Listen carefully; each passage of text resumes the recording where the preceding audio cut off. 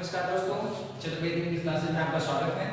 आज मैं आप लोगों को नरेशन पढ़ाने जा रहा हूँ, जिसमें आपको इंपरेटिव सेंटेंस को मैं पढ़ाऊंगा। आप देखिए, सबसे पहली बात कि इंपरेटिव सेंटेंस होती क्या है। इंपरेटिव सेंटेंस वे होती हैं जो हमेशा मेन वर्ब के फर्स्ट फॉर्म से शुरू होती है। उसका स्ट्रक्चर किस प्रकार से होता है? First form plus object plus other word. जैसे कि एग्जांपल में देखेंगे, हेल्प मी। दूसरा एग्जांपल होगा कम हियर। तीसरा एग्जांपल होगा bring a glass of water. It यानी कि जो भी सेंटेंसेस होंगे इंपरेटिव सेंटेंस की, वो आपके हमेशा वर्ब के फर्स्ट फॉर्म से शुरू होगी। जैसे हेल्प, कम, ब्रिंग, ये सभी वर्ब के फर्स्ट फॉर्म, ये सभी वर्ब के फर्स्ट फॉर्म। तो ऐसी वाक्य जो हमेशा मेन वर्ब के फर्स्ट फॉर्म से शुरू होती है इंपरेटिव सेंटेंस कहलाती है।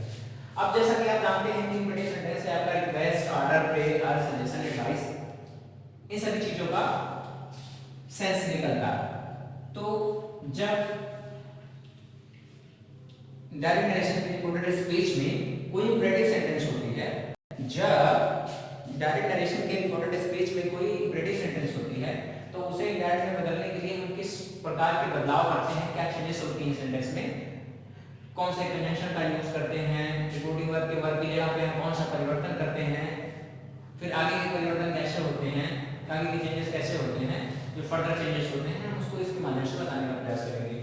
तो आपका ये हो गया डायरेक्ट स्पीच।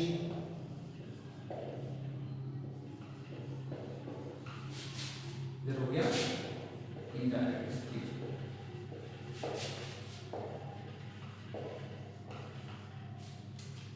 सबसे पहले आपका आएगा रिपोर्टिंग वर्ब। रिपोर्टिंग वर्ब के सब्जेक्ट में कोई परिवर्तन नहीं होता है। उसके बाद हम आगे बढ़ेंगे, मिलेगा वर्ब आपका रिपोर्टिंग वर्ब, जिसमें आपका से हो सकता है, से हो सकता है, शेड हो सकता है। तो इसमें परिवर्तन किस प्रकार से करेंगे? जैसा कि आप लोग जानते हैं कि इंपरेटिव सेंटेंस है रिक्वेस्ट, ऑर्डर, प्रे, और सजेशन, एडवाइस, इट इज। आज के सेंस का बोल होता है। तो आप जो आपका डायरेक्ट स्पीच है, उसके रिपोर्टेड स्पीच में जो आपका इंपरेटिव सेंटेंस है, उसका आप सेंस देखेंगे। वो सेंस कैसा निकल रहा है उस इंपरेटिव सेंटेंस का, कि रिक्वेस्ट का सेंस है, ऑर्डर का सेंस है, प्रे का सेंस है, अर्ज का सेंस है, सजेस्ट का सेंस है, या फिर एडवाइस का सेंस है। उस सेंस के अकॉर्डिंग आप इस रिपोर्टिंग वर्ब के टेंस के अकॉर्डिंग उसको लिखेंगे। अगर से है, ऑर्डर का सेंस निकल रहा है तो ऑर्डर हो गया। सेज है, ऑर्डर का सेंस निकल रहा है तो ऑर्डर्स हो गया। सेड है, ऑर्डर का सेंस निकल रहा है तो ऑर्डर हो गया। ऐसे रिक्वेस्ट का सेंस है, से है, रिक्वेस्ट हो गया, से है, रिक्वेस्ट हो गया, सेड है, रिक्वेस्टेड हो गया। प्रे का सेंस है, से है तो प्रे हो गया, से है तो प्रेज हो गया, से है तो प्रेड हो गया। अर्ज है तो से है तो अर्ज हो गया, से है तो अर्ज हो गया, और सेड है तो अर्ज हो गया। तो इस प्रकार से हम इन सभी का रूप निश्चित करके जो सेंस आएगा उस सेंस के अकॉर्डिंग इससे सेट के स्थान पे इसके फॉर्म के अकॉर्डिंग हम इसको सर्टेन करके लिखते हैं। पहला चेंज जैसे हो गया, फिर आगे बढ़ेंगे, फिर उसके रिपोर्टिंग वर्ब के ऑब्जेक्ट में भी कोई परिवर्तन नहीं होता। फिर उसके बाद हम आगे बढ़ते हैं तो हमें मिलता है कामा इन्वर्टेड कामा। तो कामा इन्वर्टेड कामा को हटाने के लिए हम किसी ना किसी कंजंक्शन का यूज करते हैं। जैसे कि अभी आपने असर्टिव सेंटेंस पढ़ा तो उसमें आपने कंजंक्शन दैट का यूज किया। उसके बाद इंटरोगेटिव सेंटेंस पढ़ा, उसमें आपने दो प्रकार के इंटरोगेटिव पढ़े, एक एस नो टाइप पढ़ा, एक डब्ल्यूएस टाइप पढ़ा। तो एस नो टाइप में आपने कंजंक्शन इफ या वेदर का यूज किया, डब्ल्यूएस टाइप में उसे डब्ल्यूएस वर्ड को ही कंजंक्शन बना लिया। लेकिन इसमें कुछ अलग तरह की चीजें होती हैं। इसमें ना तो हम दैट का यूज करते हैं, ना तो इफ या वेदर का यूज करते हैं, ना फिर डब्ल्यूएच वर्ड का यूज करते हैं। इसमें हम कंजंक्शन टू का यूज करते हैं। किसका यूज करते हैं? कंजंक्शन टू का। इसमें हम कंजंक्शन टू का यूज करते हैं। कंजंक्शन प्लस कनेक्टर, जो इन दोनों सेंटेंसेस को यानी रिपोर्टेड स्पीच को और रिपोर्टिंग वर्ब दोनों को कनेक्ट करे, यानी कि कामा इन्वर्टेड कामा को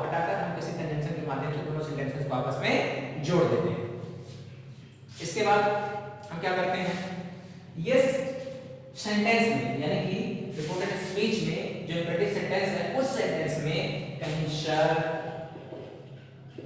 मैडम, प्लीज, काइंडली ऐसे वर्ड्स दिए गए हैं। अगर ऐसे सारे वर्ड्स दिए गए हैं रिपोर्टेड स्पीच में इम्पेरेटिव सेंटेंस के साथ, तो उसे रिमूव करके हम रेस्पेक्टफुली का यूज करते हैं।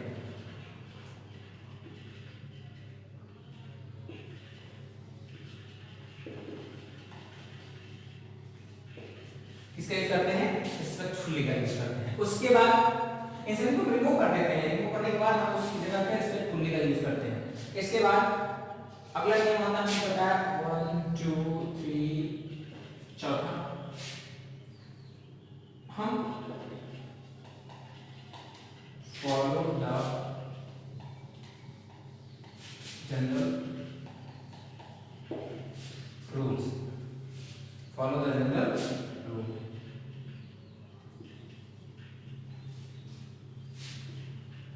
अब हम आपको एग्जाम्पल के माध्यम से इसे आगे समझाने का प्रयास करेंगे। तो मैं चाहता हूँ इसे आप फटाफट नोट कर लीजिए। वो 60 नोट है, 60 एकदम शार्टेस्ट नोट है, आपको ज्यादा इधर उधर दौड़ भाग नहीं करना है। आप जैसे कि मैंने पहले ही बता दिया आपको कि इम्पेरेटिव सेंटेंस से ये सभी सेंस का बोध होता है, ये सभी सेंस निकलते हैं। तो आपको क्या करना है कि रिपोर्टिंग वर्ब का वर्ब जो है सेट जो भी है उसको हम इसके सेंस के अकॉर्डिंग उसका रूप निश्चित करके इंडायरेक्ट में बदलते समय लिख लेते हैं रिपोर्टिंग वर्ब के वर्ब के स्थान पर। उसके बाद कॉमा नोटेड कॉमा मिलेगा, हम कंजंक्शन टू का यूज करते हैं। बाकी ये सेंटेंस में कहीं sir, madam, please, kindly etcetera जो भी मिलते हैं उसकी जगह उसको रिमूव करने के बाद रेस्पेक्टफुली लिखते हैं। उसके बाद फॉलो द जनरल रूल, जैसे change of tense, change of person, change of other part of speech, आज चीजों का हम फिर से उसके अकॉर्डिंग हम चेंजेस करते हैं। तो फिर मैं इसको रेज करना चाहूंगा। अब मैं आपको एग्जांपल के माध्यम से आपको बताऊंगा ये चीजें।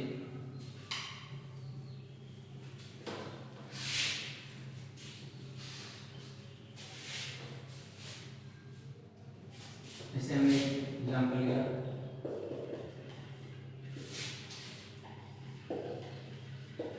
My father said to me come here.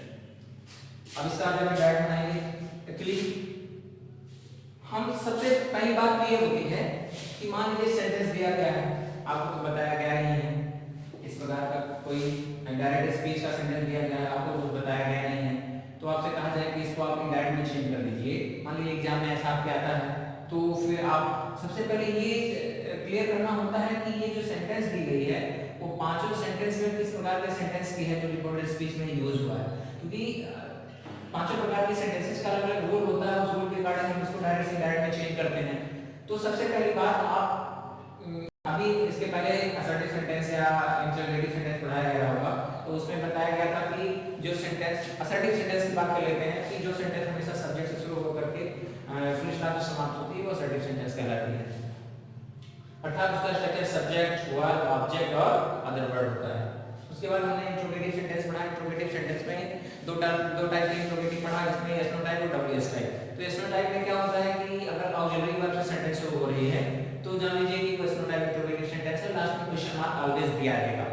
अगर आप सेंटेंस देखेंगे यहां रिपोर्टेड स्पीच में, अगर वो इंटरोगेटिव है तो आपके लास्ट में हमेशा क्वेश्चन मार्क दिया रहेगा, चाहे वो एस नो टाइप होता है चाहे डब्ल्यू एस टाइप होता है। उसके बाद आगे बढ़ते हैं तीसरे प्रकार की बात में।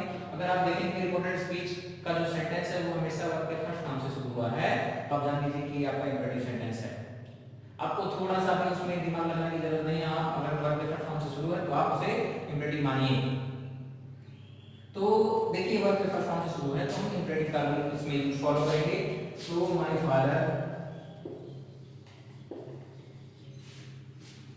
My father ordered me to come there। क्या होता है, हमने बताया था कि आपको इसमें तो कोई परिवर्तन होगा नहीं, हम केवल वर्ब को चेंज करेंगे। इस वर्ब को इस सेंटेंस के सेंस के अकॉर्डिंग कम हियर, कोई फादर अपने सन से ऑर्डर नहीं करेगा, ना तो रिक्वेस्ट करेगा, ना तो आज करेगा, ना तो प्रे करेगा, वो ऑर्डर कर सकता है या फिर कमांड कर सकता है। तो कमांड नॉर्मली वहां हम ऑफिशियल चीजें होती हैं। तो ऑर्डर किया हमने सन को, तो हमने यहाँ ऑर्डर कर दिया, सेट रिगार्डिंग ऑर्डर कर दिया, उसके बाद मी, उसके बाद हमने इसको रिमूव किया, कन्वेंशन टू का यूज किया, उसके बाद काम लिखा, उसके बाद हियर का देयर लिखा। ठीक, अगली सेंटेंस, अगली सेंटेंस हमारी है हरी said to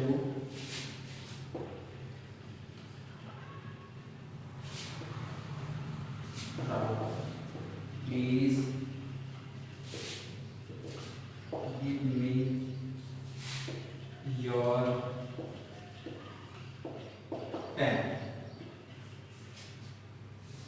अब हमें क्या करना है, प्लीज है, रिक्वेस्ट होगा, हरी requested Rahul respectfully to give him his pen। तो इस प्रकार से दोस्तों ये परिवर्तन होते हैं। हमें आपको पता भी होगा कि जनरल रूल किस प्रकार से होते हैं, कैसे किस प्रकार से पर्सन को चेंज किया जाता है, क्योंकि हम तीसरे सेंटेंस में पहुंचे हैं तो बार बार किस चीज़ को दोहराना उचित नहीं, आपको उसको याद करना चाहिए। तो according to person change of person regarding हमने यहाँ इंग्लिश किया है। जैसे यहाँ मी है, मी किसके अनुसार, सब्जेक्ट के अनुसार, सब्जेक्ट के अनुसार हरी है, हरी का ऑब्जेक्टिव केस हिम होगा। फिर योर है, योर किसके अनुसार, ऑब्जेक्ट के अनुसार, ये पॉजेसिव एडजेक्टिव है, तो राहुल के अनुसार पॉजेसिव एडजेक्टिव हिज होगा। इस प्रकार से हमने इसमें परिवर्तन किया। तो मुझे विश्वास है कि आप लोगों को ये वीडियो पसंद आया होगा, और यदि इससे आपको जो चीज़ें समझ में आती हैं तो आप तो बहुत अच्छी बात है, यदि नहीं समझ में आती है तो कमेंट के माध्यम से मुझे बताने का प्रयास करेंगे। Thank you.